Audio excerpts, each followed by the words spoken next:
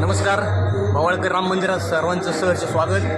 आज सकाळी पवमानाचा अभिषेक झाला आहे. तसंच 10 वाजता भजनाचा कार्यक्रम, 12 वाजता रामनवमी उत्सव पाळणा आम्ही रामजन्म हा कार्यक्रम आयोजित केलेला आहे. तसेच संध्याकाळी 4 वाजता शोभायात्रेचंही आयोजन केलेलं आहे. तरी सर्व भाविकांना रामजन्माच्या हार्दिक अशा शुभेच्छा.